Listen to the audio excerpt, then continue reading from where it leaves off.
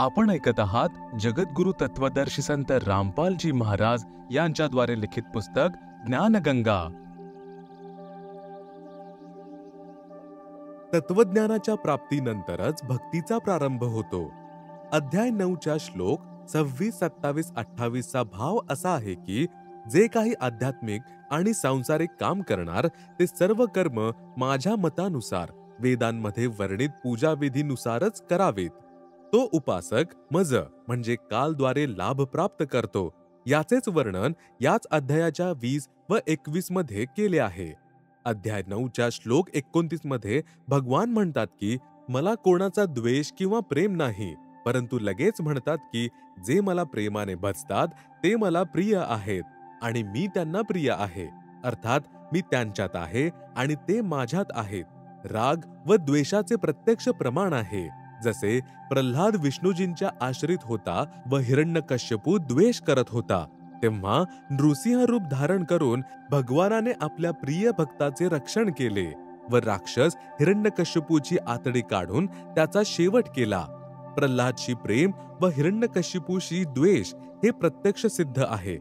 म्हणूनच पवित्र श्रीमद भगवद्गीता अध्याय 2 श्लोक 53 मध्ये म्हटले आहे की तत्वज्ञान प्राप्त झाल्यानंतर नाना प्रकारांनी भ्रमित करणाऱ्या वचनांनी विचलित होणारी तुझी बुद्धी एक पूर्ण परमात्मा यांच्यामध्ये दृढतेने स्थिर होईल, तेव्हा तू योगी बनशील, अर्थात तेव्हा तू अनन्य भावाने निसंशय होऊन एक पूर्ण प्रभू यांची भक्ती प्रारंभ करशील।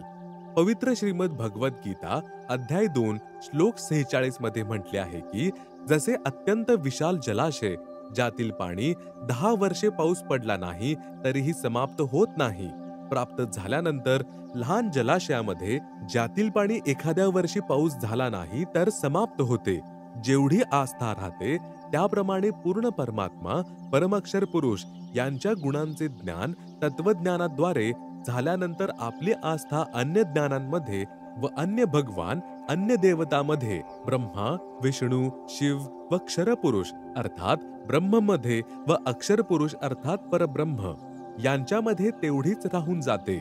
जसे लहान जलाशय वाईट नाही, परंतु तो काम चलाऊ आहे आणि जीवनासाठी पर्याप्त नाही ही त्याची क्षमता समजून येते।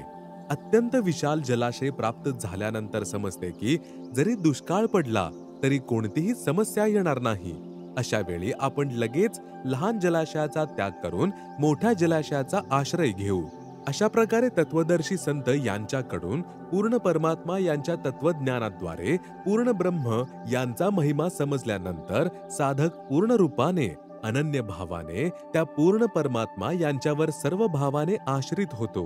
पवित्र श्रीमद भगवद्गीता अध्याय 18 श्लोक 62 मध्ये म्हटले आहे की हे अर्जुना, तू सर्वस्व भावाने त्या परमेश्वर यांना शरण जा, त्या परमात्मा यांच्या कृपेनेच तुला परम शांती प्राप्त होईल आणि शाश्वत स्थान म्हणजेच सनातन परमधाम अर्थात कधीही नष्ट न होणारे सतलोक प्राप्त होईल। पवित्र श्रीमद भगवद्गीता अध्याय 18 श्लोक 63 मध्ये म्हटले आहे की मी तुला हे रहस्यमय अति गोपनीय गीता ज्ञान सांगितले आहे, आता जशी तुझ्या मनाची इच्छा असेल तसे तू कर। कारण गीता अध्याय 18 चे हे अंतिम श्लोक चालू आहेत म्हणून म्हटले आहे।